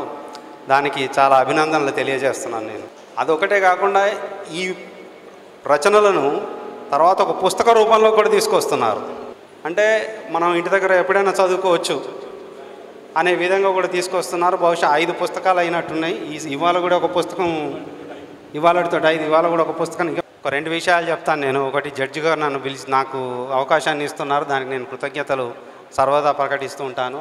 ఇదివరకు కూడా ఇలాంటి సభలోనే చెప్పాను నేను, జడ్జిగా ఉండాలంటే చదవాలి మీరు రాసిన కథలన్నీ. నాకు అర్హత ఉందా లేదా, లేకపోతే ఇతరులకు ఉందా లేదా అనేది మేము ఆలోచించుకోము. రకరకాల చూడాలనుకుంటున్న కథా వస్తువు ఎట్లున్నది, సంవిధానం ఎట్లున్నది, శైలి ఎట్లున్నది, ఎట్లా రాశారు, కథనం ఎవరి ద్వారా చెప్పిస్తున్నారు, ఇవన్నీ చూడాలనుకుంటాం. కానీ ఒకసారి కథ మొదలుపెట్టిన తర్వాత ఈ పారామీటర్స్కి ఏవి ఫిక్స్ కావు. మీకు బహుశా గుర్తు చేస్తున్నాను, 85 సంవత్సరాలు అవుతుంది అనుకుంటా. శ్రీశ్రీ గారు మహాప్రస్థానం పుస్తకం రాసి ముందు మాట రాయమని చలం దగ్గరికి పంపిస్తారు. చలం గారు ఏమంటారు, కవిత్వాన్ని కొలత వేసే తూనికరాళ్ళు నా దగ్గర లేవంటారు. తూనికరాలు లేకపోతే ఈ కవిత్వాన్ని అనుభవించి పలవరించు అంటారు. ఆ మాట ఆ రోజు ఆయన నోట్లో నుంచి వచ్చినది శిలాశాసనంగా ఇవాళ కూడా ప్రతి కథకుడు క్రిటిక్ అదే పాటిస్తారు. మీరు రాసిన కథ అనుభవించి పలవరించే స్థాయికి వెళ్ళిందంటే దానికి మార్కులు పడ్డట్టే, అదొకటే పారామీటర్. సో ఆ విధంగా దాదాపు 71 కథలను బ్రహ్మాండమైన కథల కింద ఈ సంవత్సరం ఇచ్చేశారు. ఈ 71 కథలు కానీ మిగిలిన 450 కథలు ఎంత వచ్చినాయి. ఇవన్నీ కూడా చెడ్డ కథలు అని మనం అనుకోవడానికి లేదు. పరుగు పందెంలో ఒక అడుగు ముందుకు రాలేదు అంతే. మిగిలిన నెక్స్ట్ ఇయర్ కూడా ఈ విధంగానే ట్రై చేయండి. ఇక కథల రచయితల గురించి కూడా నేను ఎప్పుడూ ఒక మాట చెప్తుంటాను, వీళ్ళు భగవత్ స్వరూపులు అని చెప్తాను. ఆ భగవంతుడు ఏ విధంగానైతే మనుషులనే పాత్రలను భూమి మీద పెట్టి రకరకాల అనుబంధాలు సంబంధాలు వాళ్ళ మధ్యలో సన్నివేశాలను ఏ విధంగా అయితే చిత్రీకరిస్తాడో, ఈ రచయితలు కూడా తమ కథ ద్వారా పాత్రల ద్వారా రకరకాల సన్నివేశాలను క్రియేట్ చేసి చదువరికి ఒక మానసిక ఆనందాన్ని కలిగిస్తూ ఉంటారు. సో ఆ స్థాయిని మీరు అట్లనే కంటిన్యూ చేయాలని, ఈ కథాయజ్ఞం ఇలాగే ముందుకు సాగిపోవాలని నేను కోరుకుంటూ నాకు ఈ అవకాశం ఇచ్చిన పెద్దలకు ధన్యవాదాలు తెలియజేసుకుంటున్నాను. Thank you. ఈ గ్రామంలో 1982-83లో 10వ తరగతి ఉత్తీర్ణులైనటువంటి బ్యాచ్కు చెందినటువంటి వారి మిత్ర బృందం స్పందన చారిటబుల్ ట్రస్ట్ పేరున ఏర్పాటు చేసినటువంటి ఒక సంస్థ ఈ రోజున ఇంతింతయి వటుడింతయి అన్న స్థాయిలో మరి దేశ విదేశాల్లో ఉన్నటువంటి తెలుగువారిని మమైకం చేసేటువంటి స్థితికి చేరుకున్నది అంటే అది అతిశయోక్తి కాదు. ఇక్కడికి ఇంతరు కవులను మరి ప్రముఖులందరినీ కూడా మరి ఇక్కడికి చేర్చి ఒక వేదికపై నుండి ఒక మెసేజ్, సమాజానికి ఒక మెసేజ్ని అందించేటువంటి ప్రయత్నం చాలా ఉన్నతమైనదిగా నేను మొట్టమొదట చెప్పదలుచుకున్నా. అయితే మరి వారి మిత్రబృందం చేసినటువంటి కృషి అనన్య సామాన్యమైంది. నిజంగా ఏదో ఒక కార్యక్రమం చేయగానే కొన్ని మనస్పర్ధలు రావడం కావచ్చు, ఇంకా ఏదైనా కావచ్చు, అది అక్కడికే స్తబ్దుగా ఉండిపోవడం కానీ జరుగుతుంది. కానీ ఇక్కడ అలాంటి పరిస్థితి లేదు. అంటే వారిలో ఉన్నటువంటి ఐకమత్యం, అదే దానికి గర్వకారణంగా నేను ఈ సందర్భంగా వారి మిత్ర బృందానికి నా యొక్క ప్రత్యేకమైనటువంటి మరి నేను పెద్దవాడిని కనుక నా యొక్క మరి ఏం చెప్పాలో కూడా తెలియదు. కాకపోతే వారందరూ కూడా పడేటువంటి శ్రమ మామూలైనటువంటి విషయం కాదు. మరి ఆ ప్రజా గ్రంథాలయం స్థాపించి దాన్ని ఐడియల్గా ఉంచలేదు. దానిలో మరి విద్యార్థులకు ఏది కావాలంటే అది సమకూర్చేటువంటి స్థితికి దాన్ని చేర్చినారు. దానిలో కూడా ఒక కంప్యూటర్ ల్యాబొరేటరీ పెట్టడం కానివ్వండి, లేకుంటే ఏదైనా గ్రూప్స్ ప్రిపేర్ అయ్యే వాళ్ళకి కావచ్చు, బ్యాంకింగ్ సర్వీసెస్ కావచ్చు, పోలీస్ రిక్రూట్మెంట్ కావచ్చు, ఏది చదవాలనుకున్నా, ఏ ఉన్నతమైనటువంటి పదవులు పొందాలనుకున్నా కానీ దానికి సంబంధించినటువంటి మరి లెక్చరర్స్ని పిలిపించి ఇక్కడే వాళ్లకు శిక్షణ ఇవ్వడం అనేది ఒక చాలా గొప్పనైనటువంటి కార్యక్రమం. ఈ సందర్భంగా మరి ప్రజా గ్రంథాలయంలో చేసేటువంటి అనేకమైనటువంటి కార్యక్రమాల్లో ఇది అతి ముఖ్యమైనదిగా నేను భావిస్తున్నాను. పూర్తి గ్రామీణ నేపథ్యం మన ముల్కనూరు అయినప్పటికీ మరి నియర్ బై సిటీకి దగ్గరలో ఉంది. అయినప్పటికీ కూడా ఒక్కొక్క రోజు ఒక్కొక్క సందర్భంలో ఒక పుస్తకం మనకు అందుబాటులో ఉండకపోవచ్చు, కానీ దాన్ని సమకూర్చేటువంటి బాధ్యతను వాళ్ళు తీసుకున్నారు. ఈ గ్రంథాలయం ఇనాగరేషన్ రోజున ఒక మాట ఇచ్చారు, మీకు ఏ పుస్తకం కావాలన్నా 24 గంటల్లో మేము సమకూర్చుతామని ఒక మాట హామీ ఇచ్చారు. ఇంతకుముందు కూడా మాట్లాడారు ఇక్కడ మరి ఆ అనుభూతిని పొందినటువంటి వాళ్ళు లర్నర్స్, మాకు ఏదంటే అది కూడా సమకూర్చుతా ఉన్నది ఈ గ్రంథాలయం అనేటువంటి విషయాన్ని. మన తల్లిదండ్రులు కూడా చేయలేనటువంటి పనిని వారి మిత్ర బృందం చేస్తూ ఉన్నది. ఇక్కడ కూర్చున్నటువంటి వాళ్ళ లోపల అందరూ కూడా రవి నుండి మొదలుకుంటే మరి సుగుణాకర్ కావచ్చు, శంకర్రావు కావచ్చు, సంపత్ కావచ్చు, తిరుపతి కావచ్చు, తర్వాత మన వీళ్ళందరూ కూడా మన కిషన్, తర్వాత శ్రీనివాస్, తర్వాత మిత్రులందరూ కూడా ఒక జట్టుగా ఉండి పనిచేస్తూ ఉన్నారు. వారి లోపల ఎలాంటి మనస్పర్ధలు కానీ ఏది కానీ లేకుండా వాళ్ళు ఆదర్శంగా నిలుస్తూ ఉన్నారు. దీనికి మరి రిటైర్డు మన టీచర్ అయినటువంటి సార్ రోజు కూడా గ్రంథాలయం లోపల ఉండి దాన్ని నిర్వహించడం కూడా చాలా, లక్ష్మయ్య సార్ గారి యొక్క కృషి అనన్య సామాన్యమైంది. నిజంగా చెప్పాలంటే మరి అక్కడ అన్నీ సమకూర్చడం, కానీ దాన్ని ఆర్గనైజ్ చేసే వాళ్ళు ఉండాల్సినటువంటి అవసరం ఎక్కడైనా ఉంటుంది. ఇక ఈరోజు నిర్వహించేటువంటి ఈ కార్యక్రమం ఇది 5వ సంవత్సరంలో అడుగెడుతున్నటువంటి శుభ సందర్భంగా అనేక కథలు దేశ విదేశాల నుండి మన తెలుగు వాళ్ళు రాసినటువంటి కథలు ఇక్కడికి రావడం నిజంగా చాలా గొప్ప విషయం. ఈ రోజున కథ కనుమరుగైంది. ఒకప్పుడు ఉమ్మడి కుటుంబాలు ఉంటే తాత అమ్మమ్మ వాళ్ళ పిల్లల్ని కూర్చుండబెట్టి మనమళ్ళు మనమరాల దగ్గర కూర్చుండబెట్టుకొని కథలు చెప్పేటువంటి పరిస్థితులు ఉండేది. స్కూళ్ళల్లో కూడా కథలకు ఒక లెసన్, ఒక పీరియడ్ కూడా ఉండేది. అవన్నీ కూడా కనుమరుగయ్యేటువంటి పరిస్థితులు ఈ రోజున వచ్చినాయి. మైక్రో ఫ్యామిలీ వ్యవస్థ వచ్చింది. ఈ సందర్భంలో కూడా మరి ఈ విధంగా ఉత్సాహపరిచే రీతిగా ఒక కార్యక్రమాన్ని టేకప్ చేయడం చాలా ముదావహం. ఇంతకుముందు నేను పొద్దున జరిగినటువంటి కార్యక్రమంలో విన్నాను.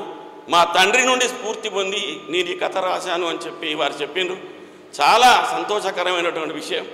ఆ విధంగా మరి ఆ కథ పైన మక్కువను పెంచుకొని మన యొక్క తెలుగు భాషను, మన సంస్కృతిని, సాంప్రదాయాలను కాపాడేటువంటి పరిస్థితిని తీసుకురావడం అనేది మరి ముల్కనూరు సాహితీ పీఠానికే దక్కుతుందనేటువంటి విషయాన్ని నేను ఈ సందర్భంగా తెలియజేస్తూ ఇదే ఆశయాలను కొనసాగిస్తూ ముందుకు సాగాలని చెప్పి మనస్ఫూర్తిగా కోరుకుంటూ సెలవు తీసుకుంటాను. Thank you.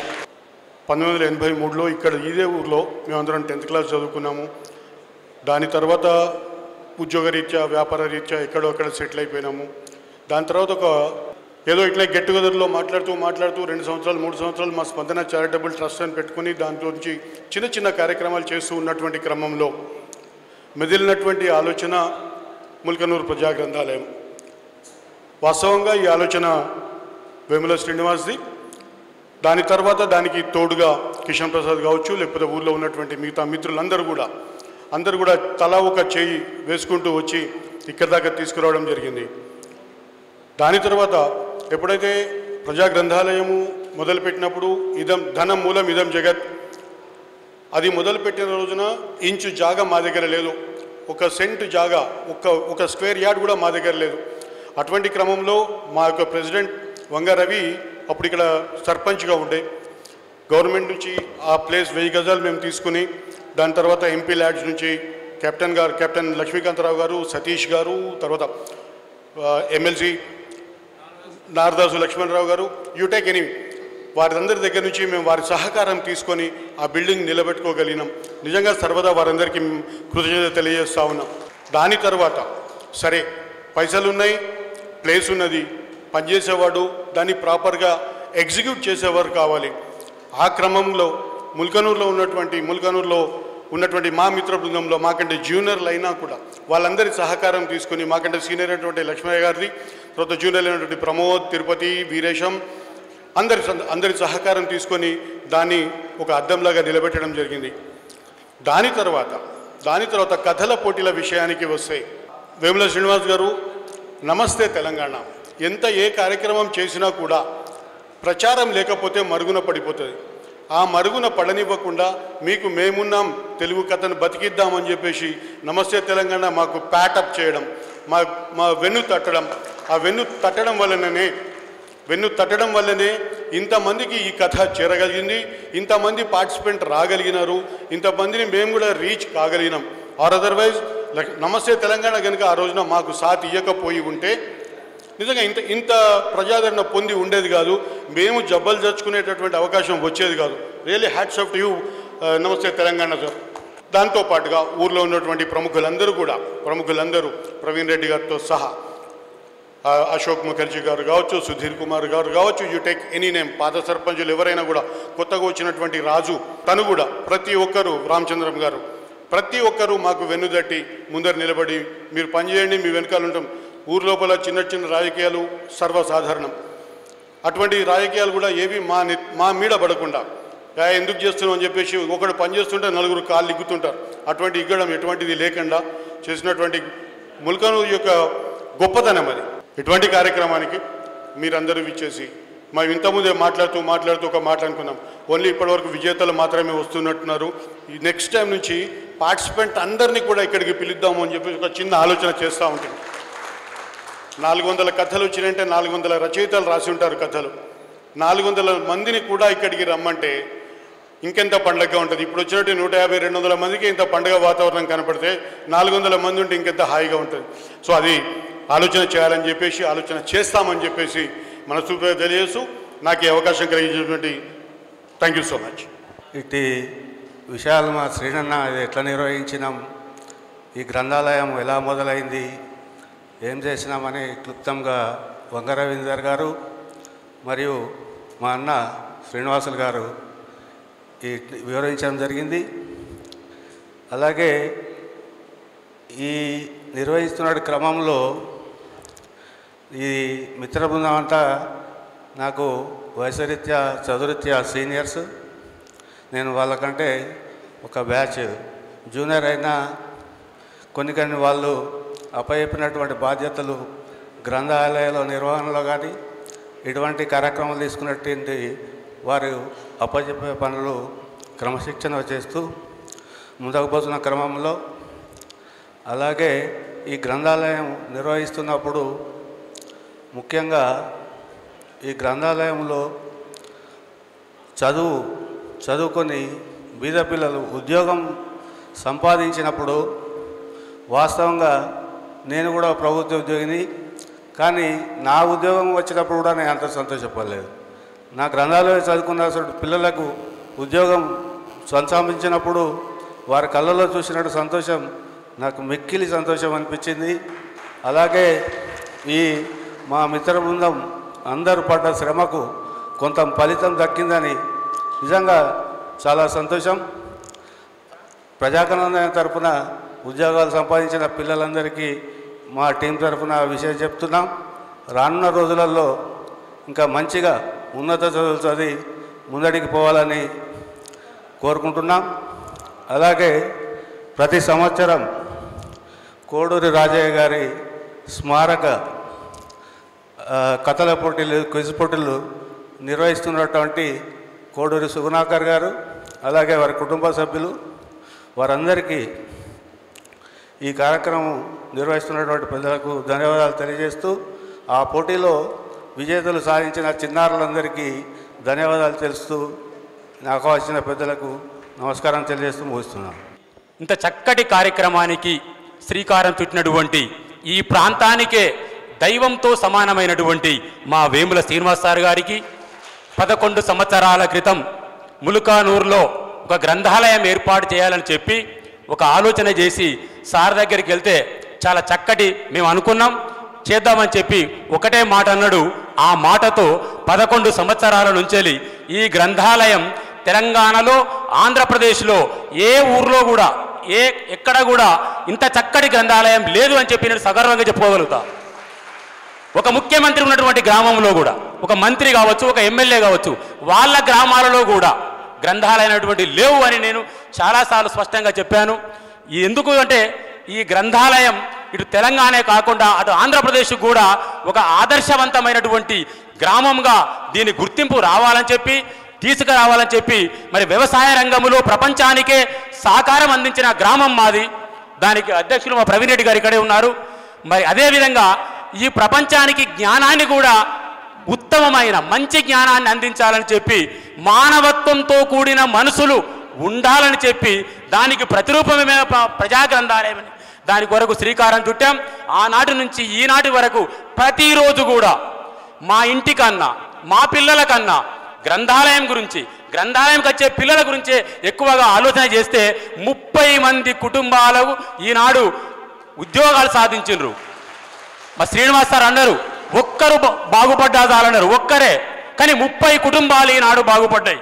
ఆ 30 కుటుంబాలతో 300 మందికి వెలుగునిచ్చేటువంటి గ్రంథాలయం తెలంగాణ రాష్ట్రంలో తలమానికం కాబోతుందని చెప్పి నేను చాలాసార్లు చెప్పాం. మాకు చిన్న కోరిక ఉంది, రానున్న 5 లేదా 10 సంవత్సరాలలో కనీసం ఒక్కరన్నా సివిల్ సర్వీస్ కొట్టాలి మా గ్రంథాలయం నుంచి అనేది టార్గెట్ పెట్టుకుని పనిచేస్తున్నా. దాని కొరకు ప్రయత్నం కూడా చేస్తున్నాం, కానీ 2-3 సార్లు విఫలం అయిపోయింది.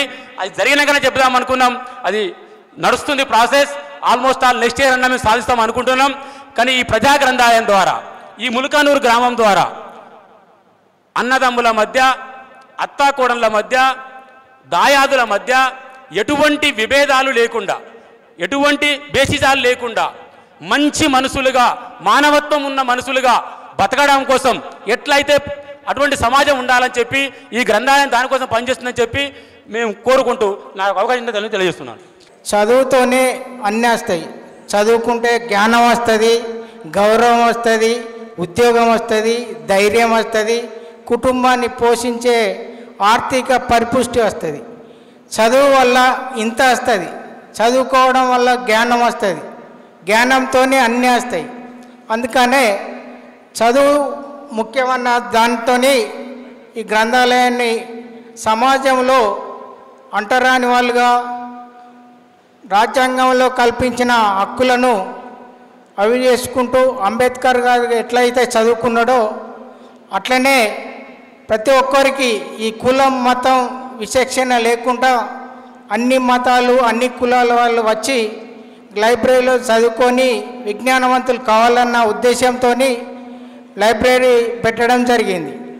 ఎందుకంటే లైబ్రరీ వల్ల ఎలా అవుతుంది అన్నది మీకు అందరికీ తెలుసు. అందరూ చదువుకున్న వాళ్ళే.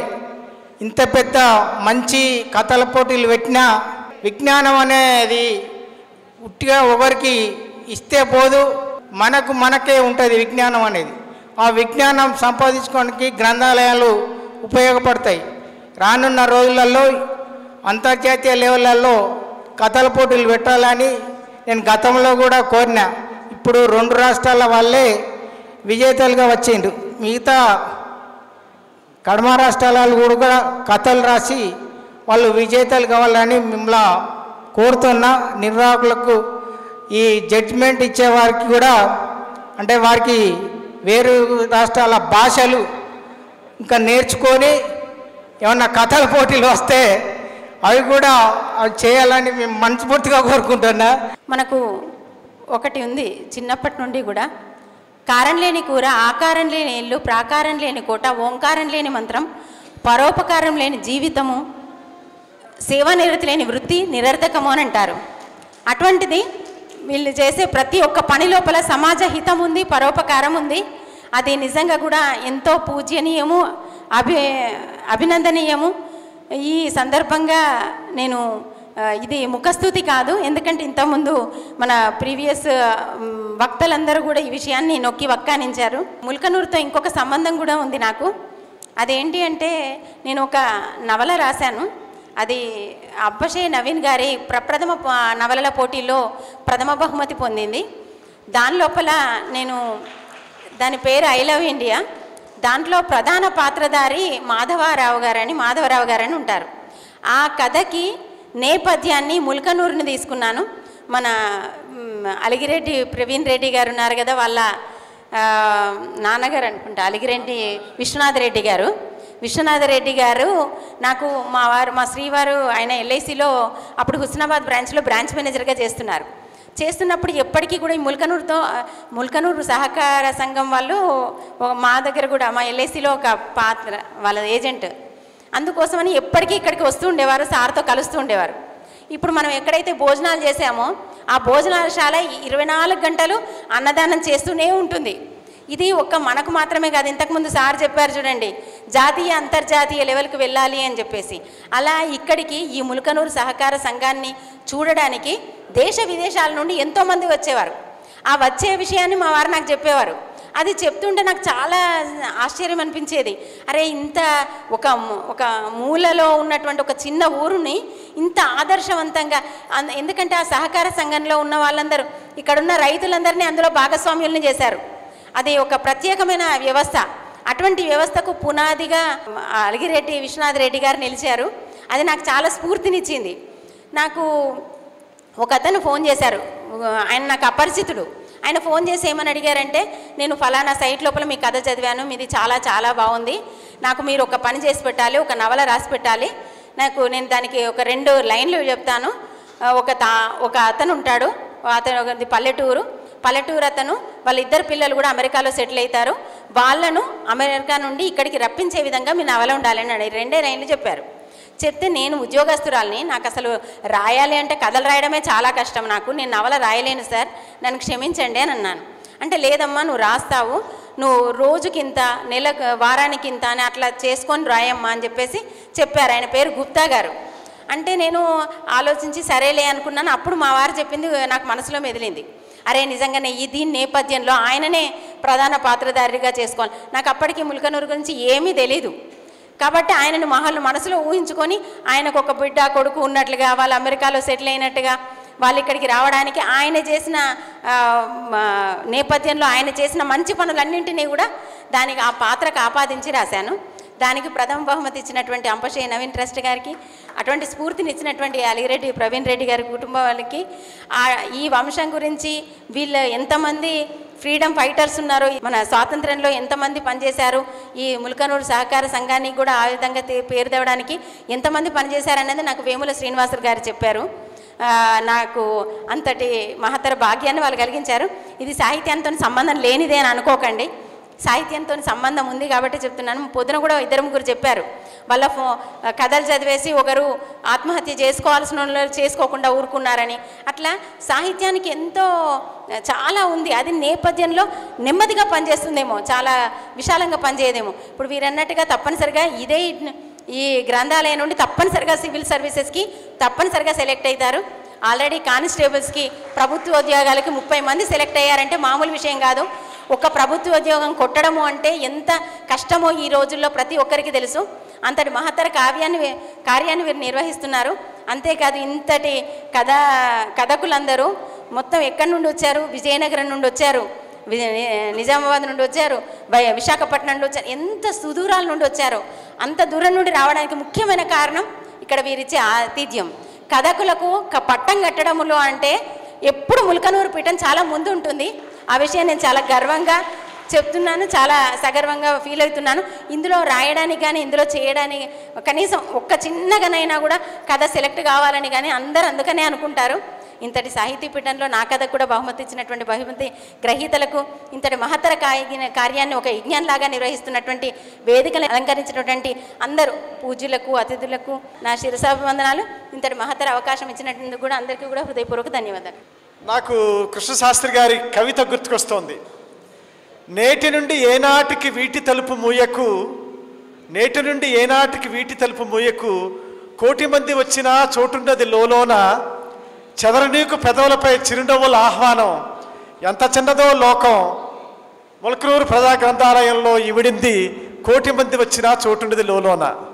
ఎందుకంటే ఆలయం అనే దానికి దేవాలయాన్నే ఆలయం అంటాం, అదే పుస్తకాలయం అంటే దేవుడు ఉండే చోటు.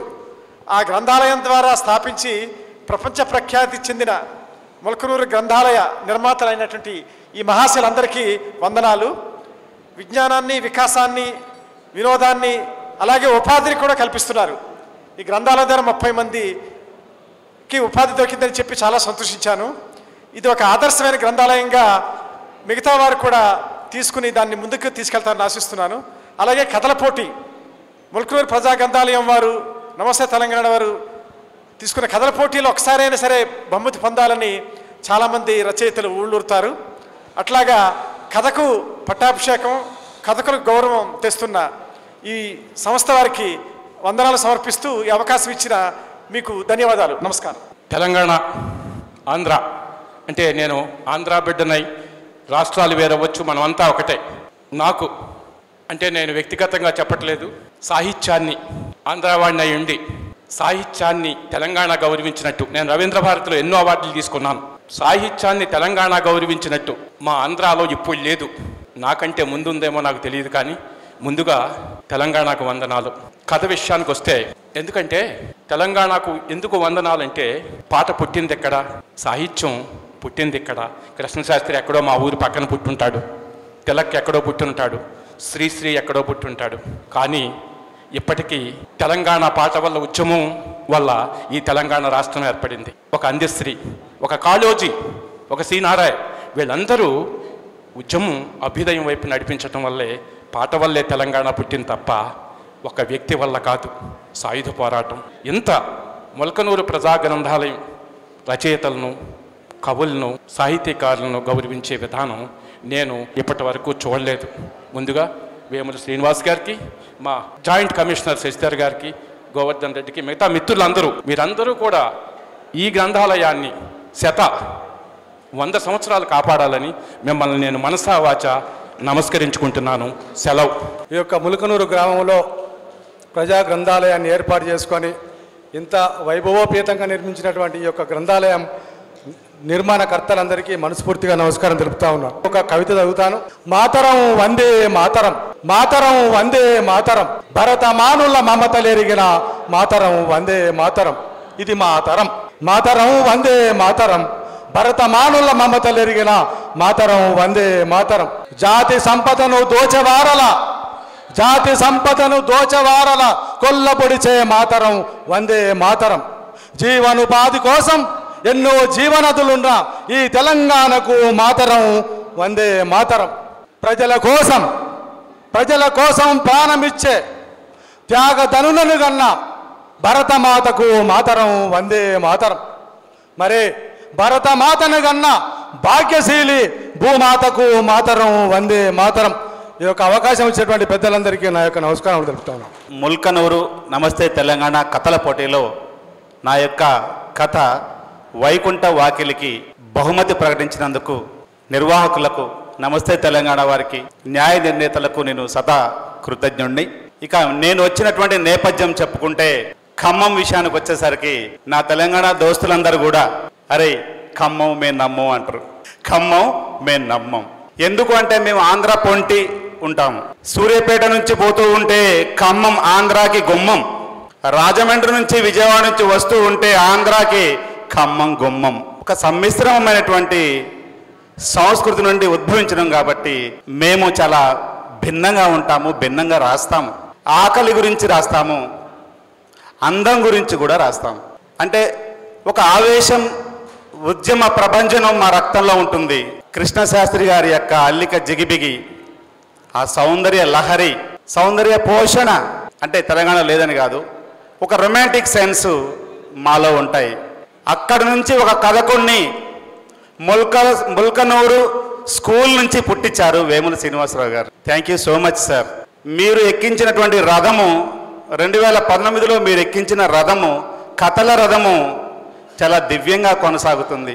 ఆ రథానికి ఒక చక్రం నమస్తే తెలంగాణ, మరొక చక్రము ముల్కనూరు ప్రజా గ్రంథాలయము, దాని నిర్వాహకులు, ఈ ప్రజలు మధ్యలో ఇరుసుగా ఉండి, ఆ బండికి ఇరుసుగా ఉండి గొప్ప చాలక శక్తిలాగా మాలాంటి ఎంతో రచయితల్ని మీరు ఆ కథల గనుల్లోంచి వెలుగు తీస్తున్నారు. అందుకు ధన్యవాదాలు సార్. మనసు ఉప్పొంగినప్పుడు మనము రాసుకునేది కవిత్వము, మనము వ్యధ చెందినప్పుడు రాసుకునేది ఒక కథ. కథలలో మనకు మన ఆకలి, మన వెనుకబాటుతనం, మన దుఃఖం, మన భావోద్వేగాలు చాలా మెల్లగా చక్కగా ప్రకటితం అవుతూ ఉంటాయి. ప్రతి కథ వెనుక ఒక వ్యధ ఉంటుంది.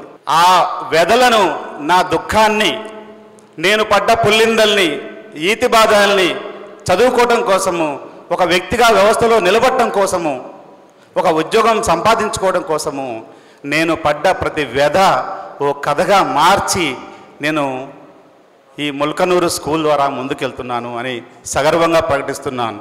ఏమిటి ఆ వ్యధ అంటే, చిన్న బడిలో చేరిన ఒక చిన్నారి పిల్లవాడు అప్పుడే బడిలో ఇచ్చినటువంటి ఉయ్యాలలో ఉన్న బాలింత ఆ బారసాల నాటి పిల్లవాడి యొక్క పరిమళంలాగా గమ్మత్తైన పరిమళాలు ఇస్తున్నటువంటి ఆ పేజీల గుమ్మగుమ్మతో ఉన్న కొత్త పుస్తకాల్ని ఒక పాత డోరియా గుడ్డ కాకి సంచులు వేసుకొని బడికి బయలుదేరి మార్గ మధ్యంలో తొలకరి తన యొక్క తొలిచూరు చినుకుల్ని రేగడి మట్టిపై కురిపిస్తూ ఉంటే ఆ రేగడి పరిమాణాలని పీల్చుకుంటూ ఆ చెరువు నెర్రెల్లో ఉన్నటువంటి తామర గింజల్ని ఏరుకుంటూ ఉల్లాసంగా బడికెళ్ళినటువంటి ఆ పిల్లవాడు ఆ అనుభవాన్ని ఒక కథగా ఎలా రాస్తాడు? బడి నుంచి తిరిగి వచ్చే ముందు ఆ సేకరించిన తామర గింజల్ని తన దోస్తులకు ఇచ్చి వాళ్ళ ముఖాలు వెలిగిపోతూ ఉంటే, కరెంటు బుగ్గల లెక్క వాళ్ళ ముఖాలు వెలిగిపోతూ ఉంటే తను ఎలా తన్మయత్వం చెందుతాడు అనేదాన్ని ఓ కథగా రాసుకుంటే ఎలా ఉంటుంది? ఈ అందమైన ఊహల్ని కథగా మలుచుకుంటే ఎలా ఉంటుంది? ఇంటికి వెళ్ళినటువంటి ఈ బాలుడికి ఇంటి దగ్గర ఓ ఓ బీభత్స భయానక దృశ్యం చూసి ఎంత చింతాక్రాంతుడైపోతాడో. ఇల్లంతా చెల్లాచెదురుగా ఉంటుంది. అమ్మ మూలన కూర్చొని అశోకవనంలో సీతమ్మలాగా బట్టలు చిరిగిపోయి మూలుగుతూ రోధిస్తూ ఉంటే, ఇల్లంతా అన్నం కల్లం కల్లంగా పడి ఉంటే పరిస్థితి అర్థమైపోయి నాన్న మళ్ళీ తాగి వచ్చాడు.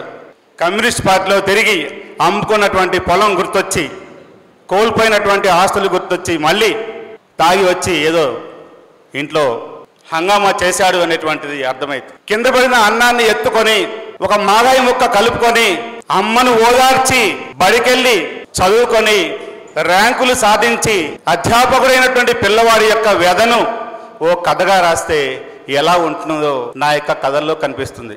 సమైక్యాంధ్రలో చంద్రబాబు గారి యొక్క ముఖ్యమంత్రి లాంటి వారి యొక్క విజన్స్ లో చివరికి కానిస్టేబుల్, కండక్టర్లు, ఎస్జిటి టీచర్లు తప్ప ఏ ఉద్యోగం లభించని స్థాయిలో అటువంటి సన్నివేశంలో ఒక ఉపాధ్యాయుడిగా చేరి తన పాఠశాలలో ఉన్నటువంటి పేద బడుగు బలహీన వర్గాల బహుజన విద్యార్థుల్ని చూసి వాళ్లకు పాఠాలు చెప్పాలనే నేపథ్యంలో ఎన్నో అవస్థలు పడినటువంటి ఒక ఉపాధ్యాయుడు కథకుడిగా మారితే ఎలా ఉంటుందో నేను నా కథల్లో రాయాలని ఆలోచిస్తూ ఉన్నాను. ఇలా నా జీవితంలో ఉన్నటువంటి ప్రతి వ్యధ ఓ కథగా కొనసాగుతూ ఉంది. చివరగా సమైక్య ఆంధ్రప్రదేశ్లో 1200 రూపాయల అప్రెంటిస్ టీచర్ ఉద్యోగం చేస్తూ ఆర్థిక సమస్యలతో కొట్టమిటాడుతూ ఉన్నప్పుడు ఇంట్లో కొన్ని కుటుంబాల్లో కూలికి కైకిలికి వెళ్తారు, కొన్ని కుటుంబాల్లో బీడీలు చుట్టడానికి వెళ్తారు, ఇంకొక పని చేస్తారు. జీతం ఎటు సరిపోక భార్య వెళ్ళి ఆ ప్రాంతంలో జరిగేటువంటి ప్రతి ముగ్గుల పోటీలో పాల్గొని వచ్చినటువంటి బహుమతి పారితోషికంతో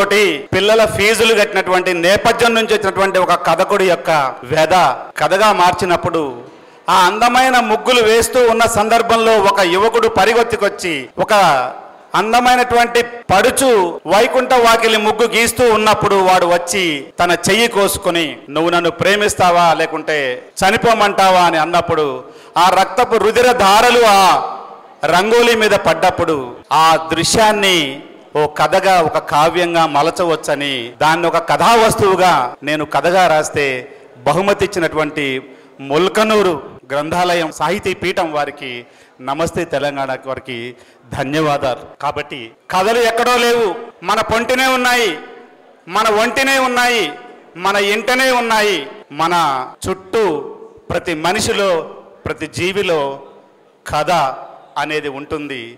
ముడి సరుకు కథకు సమాజమే అని ఈ ప్రపంచమే అని నేను అభిప్రాయపడుతున్నాను.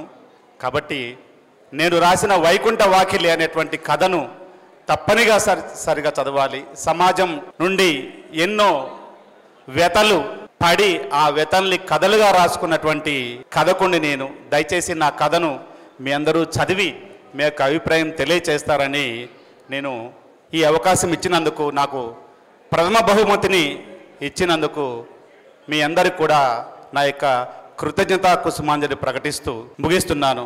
జై హింద్, జై తెలంగాణ, జై ముల్కనూర్. మేము కొండకెళ్ళినప్పుడు గుడి దర్శనం కాకపోతే ఆ గుడి గోడలైనా తాకి రావాలని అనుకుంటాం. మిత్రులారా, మాకు ముల్కనూరులో బహుమతి వచ్చింది. దీని దగ్గర ఉండే వంగర పివి నరసింహారావు గారి ఇంటికి వెళ్ళాము, ఆ గోడల్ని తాకి వచ్చాము. మా జన్మ ధన్యమైంది మిత్రులారా. చాలు చాలు ముల్కనూరు, నీకు జయజేలు ముల్కనూరు.